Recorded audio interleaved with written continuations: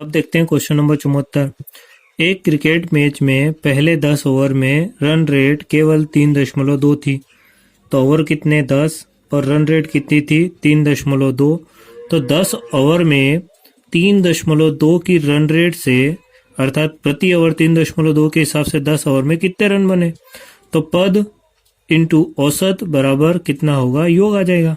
तो कितने योग बने, तो ये हो जाएगा हमारा, दशमलव हटाएंगे तो 10, शून्य से शून्य को काट देंगे और 32 का 1 में गुणा करेंगे तो कितने रन आ जाएंगे, 32 रन।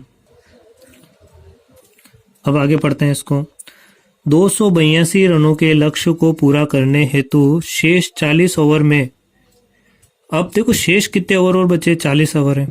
तो शेष 40 ओवर है और शेष रन कितने बचे, तो कुल रन कितने चाहिए थे यहाँ से हमें, तो कुल रन चाहिए थे हमें 282। तो टोटल रन कितने चाहिए थे 282, और 282 में से कितने बना लिए हमने 10 ओवर में, 32 रन बना लिए। तो 2 में से 2 गया तो 0, 8 में से 3 गया तो 5 और 2, अर्थात अभी भी हमें 250 रनों की और क्या है, आवश्यकता है, रनों की क्या है, आवश्यकता है। अब हमें 250 रनों को बनाना है, कितने रनों को, 250 रनों को, और ओवर कितने बचे हमारे पास, तो शेष 40 ओवर है। तो योग कितना है शेष, तो शेष का योग कितना है 250 और पद कितने अर्थात ओवर कितने हैं 40 है। तो योग के बटे में पद हो जाएगा। तो इससे हम क्या निकाल लेंगे, हम औसत निकाल लेंगे। तो औसत कितना आ जाएगा हमारा, तो 0 से 0 को काट देंगे। अब 4 से 25 को काटेंगे तो 4 पंजे 20, 4 छंग 24, 4 छंग कितना होता है 24, भाग नहीं गया इसकी, 4 छंग 24, 24 तो बचा कितना यहाँ पर 1, तो भागने जाएगा इसकी, हमें क्या लगा लेंगे दशमलव। तो यहाँ पर 1 बचेगा, भागने जाएगा इसकी दशमलव लगाएंगे तो यहाँ कितना हो जाएगा 0। तो 4 दूना कितना हो जाएगा 8, तो 8 हो गया तो कितना बचा 2, फिर भागने जाएगा इसकी 0, 4 पंजे कितना हो जाएगा 20। अर्थात शेष ओवर में हमें, शेष 40 ओवर में हमें प्रति ओवर कितना रन चाहिए 6.25। तो करेक्ट आंसर क्या आ जाएगा, ऑप्शन ए करेक्ट हो जाएगा।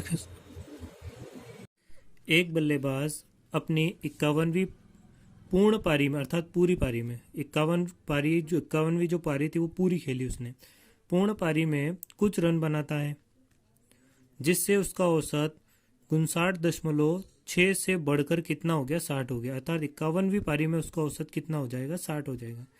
तो 51वीं पारी और औसत कितना हो जाएगा 60।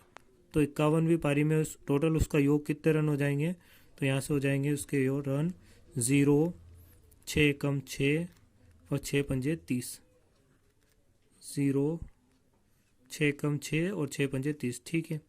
अब इससे पहले उसने कितनी पारियां खेली थी, 51वीं पारी से पहले 50, और उसमें उसका औसत रन संख्या कितनी थी, उसने कहा ना कि जिससे उसका औसत 59.6 से बढ़कर हुआ था। 51वीं में ये हुआ था, अर्थात पहले ये था, तो पहले कितना था, तो पहले 59.6 औसत था। तो यहाँ से अगर हम दशमलव हटाते तो कितना आ जाएगा 10 बटे में, और 1 शून्य से 1 शून्य को काट देंगे तो 5 अंक कितना आ जाएगा 30, और 5 नम 45 और 3 45 और 3 48, और 50 का 25 और 25 और 4 हो जाएगा 29। तो देखो यहाँ से अब आगे क्या पूछा है, बल्लेबाज द्वारा 51वीं पारी में, तो 51वीं पारी, तो ये टोटल पारियाँ यहाँ पर कितनी 51 है, यहाँ पर टोटल पारियाँ कितनी 50 है। तो 51 पारी में से 50 पारी घटा देंगे तो अंतिम वाली पारी आ जाएगी यहाँ से। तो ये कौन सी हो जाएगी, अंतिम 51वीं पारी। 51वीं पारी में कितने रन रहेंगे, 0 में से 0 गया तो 0, 16 में से 8 गया तो 8, 9 में से 9 गया तो 0, यहाँ पे 2 बचेगा तो 2 में से 2 गया तो 0, अर्थात कितना आ रहा है यहाँ से 80 आ रहा है। और हमसे पूछा क्या, तो बल्लेबाज द्वारा 51वीं पारी में बनाई गई रनों की संख्या कितनी है, तो अंतिम पारी में कितने रन बनाए उसने, तो 80 रन बनाए। तो ये हमारा क्या हो जाएगा, इसका आंसर हो जाएगा। तो 80 कहाँ रहा, ऑप्शन डी करेक्ट हो जाएगा। क्वेश्चन नंबर 75 का डी आंसर सही है। Question number 76। एक दिवसीय क्रिकेट टीम के कप्तान ने उसी टीम के शेष अन्य 6 बल्लेबाजों के औसत रनों से 30 रन अधिक बनाए। देखो 6 बल्लेबाज है,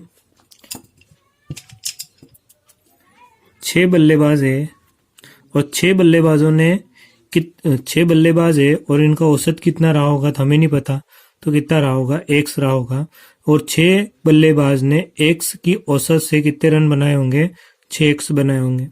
अब उसने क्या कहा, तो क्रिकेट टीम के कप्तान ने, किसकी बात कर रहा हूं, कप्तान की, तो कप्तान ने उसी टीम के शेष अन्य 6 बल्लेबाजों के औसत रनों से, और तो 6 बल्लेबाजों का औसत रन कितना, एक्स था, तो ये एक्स, औसत रनों से 30 रन अधिक बनाए। कितने रन अधिक बनाए, इससे भी पुराने वाले औसत से भी 30 रन ज्यादा बनाए। और किसने बनाया ये, तो ये बनाए कप्तान ने। किसने बनाया ये, कप्तान ने बनाए। तो कप्तान का रन कितने हो जाएंगे, तो कप्तान के रन हो जाएगा एक्स प्लस 30 में 1 का गुणा करेंगे तो एक्स प्लस 30 ही आएगा। अब आगे क्या कह रहा हूं, यदि उस टीम के सभी बल्लेबाज द्वारा 310 रन बनाए गए। देखो यहां एक शब्द बोल दिया उसने कि सभी बल्लेबाजों के द्वारा, क्या कहा उसने कि सभी बल्लेबाजों के द्वारा, तो बल्लेबाजों के द्वारा इसका मतलब हमें 11 क्रिकेट के खिलाड़ी में से कप्तान को तो लेना है और साथ में केवल 6 बल्लेबाज को लेना है, हमें बॉलर को नहीं लेना है, इस बात का हमें ध्यान रखना है। तो बल्लेबाज कितने, 6 ही है ना। तो यहां से उसने कहा कि सभी बल्लेबाजों के द्वारा 310 रन बनाए, अर्थात इस कप्तान के द्वारा और इन 6 बल्लेबाजों के द्वारा। तो दोनों के द्वारा कितने रन बनाए, तो 6 बल्लेबाजों के द्वारा कितने रन बनाए, तो 6 बल्लेबाजों के द्वारा 6x रन बनाए। और कप्तान द्वारा कितने बनाए, तो कप्तान द्वारा बनाए गए रन है x प्लस 30। और इस 6 बल्लेबाजों और इस कप्तान, इन दोनों के द्वारा कुल रन कितने बनाए गए, तो कुल रन कितने बनाए गए, 310 रन बनाए गए। अब इसको अब हल कर लेते हैं। तो इसको हल करते, देखो 6x और 1x कितना हो जाएगा, 7x, 310, तो ये प्लस का उधर जाएगा, किसके हो जाएगा, ये माइनस का। 310 में से 30 गया तो कितना बचेगा, तो ये बचेगा 280। तो x बराबर कितना आ जाएगा, तो x बराबर कितना आ जाएगा, 280 की जगह 280, और ये 7 कहाँ चला जाएगा, इसके बटे में। तो 7 एकम 7 और 7 चौक 28, तो x बराबर कितना आ गया, x बराबर आ गया 40। अब पूछा क्या था हमसे, तो उसने पूछा क्या था, तो कप्तान के द्वारा बनाए गए रन कितने, तो कप्तान द्वारा कितने रन बनाए गए, x प्लस 30, तो x प्लस 30, तो x प्लस 30 कितना हो जाएगा हमारा, तो x प्लस 30 कितना होगा, तो x का मान हमने अभी ज्ञात करा, कितना आया 40 और 30, 40 और 30 कितना हो जाएगा, 70 रन बनाए गए कप्तान के द्वारा। तो राइट आंसर क्या आ जाएगा हमारा, तो राइट आंसर आ जाएगा हमारा 70, अर्थात ऑप्शन बी करेक्ट हो जाएगा इसका आंसर। अब हल करते हैं हम क्वेश्चन नंबर 77। एक बल्लेबाज की 11 पारियों के रनों का एक निश्चित औसत है और 12वीं पारी में उसने 129 रन बनाए। तो 12वीं पारी में उसने कितना रन बनाए, इस 12वीं पारी में उसने 129 रन बनाए और 12वीं पारी में उसका औसत कितना है, तो उसको हम बाद में करेंगे, पहले इसको हल कर लेते हैं। 11 पारियों में उसके औसत रन संख्या कितनी है, तो 11 पारियों में उसके रनों का एक निश्चित औसत है, तो हमें नहीं पता तो औसत क्या है, x है। अब आगे पढ़ते हैं। 12वीं पारी में उसने 129 रन बनाए, 100 कितने रन बनाए, 129 रन बनाए। तत्पश्चात उसके रनों का औसत 9 रन बढ़ गया। तो पहले औसत क्या था, तो पहले औसत कितना था, x था, और अभी कितना बढ़ा है, तो 9 रन बढ़ गया।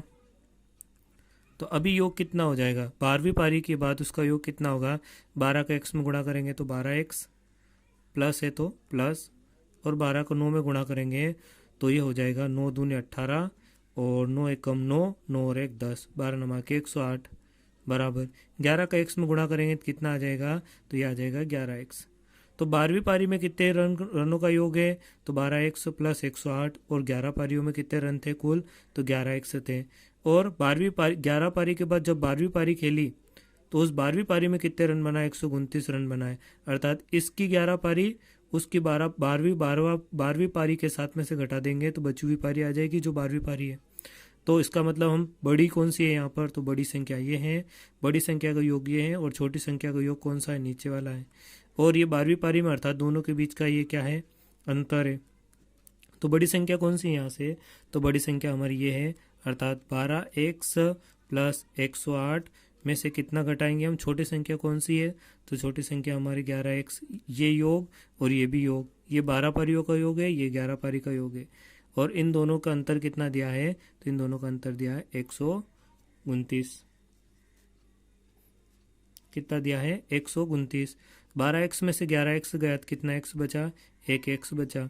129 में से 108 जाएगा तो कितना बचेगा, तो x बराबर कितना बच जाएगा, तो 9 में से 8 गया तो 1 बचा, और 9 में से 8 गया तो 1 बचा, 2 में से 0 गया तो 2 बचा, 1 में से 1 गया तो 0 बचा, तो x बराबर कितना आ गया, 21 आ गया। अब पूछा क्या, तो उसकी 11वीं पारियों का औसत कितना है। तो अब 11वीं पारी अर्थात ये वाला औसत पूछा है हमें, 11वीं पारी का औसत अर्थात ये वाला पूछा है। 12वीं पारी का औसत ये होगा, 11वीं का कौन सा ये, तो 11वीं पारी का उसका औसत क्या हो जाएगा, तो 11वीं पारी का उसका औसत हो जाएगा 21, अर्थात ऑप्शन सी करेक्ट हो जाएगा हमारा इसका आंसर। तो क्वेश्चन नंबर 77 का आंसर करेक्ट कौन सा होगा, ऑप्शन सी। करते हैं क्वेश्चन नंबर 78। तो देखो यार, औसत चैप्टर का ये 78 लास्ट क्वेश्चन है ना, इस चैप्टर का ये लास्ट क्वेश्चन है। तो आर.एस. अग्रवाल की पुस्तक से हमने एक भी क्वेश्चन नहीं छोड़ा है और ये इसका लास्ट क्वेश्चन है। चलो इसको भी हम कर लेते हैं।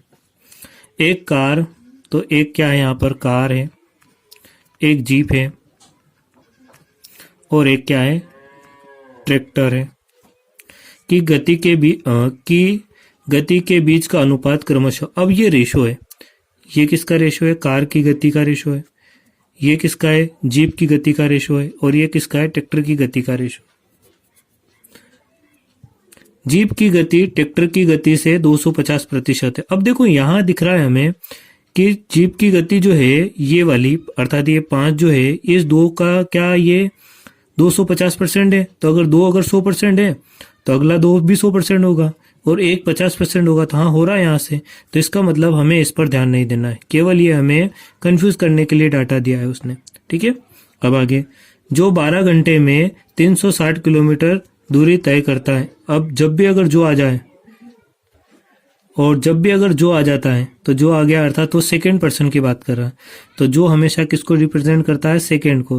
तो यहाँ पे कौन है, एक तो जीप है और एक कौन है, ट्रैक्टर है।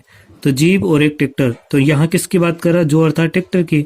तो ट्रैक्टर जो है वो 12 घंटे में 360 किलोमीटर की दूरी तय करता है। तो उसने क्या कहा है हमें, तो ट्रैक्टर की 12 घंटे में 360 किलोमीटर की दूरी तय करता है।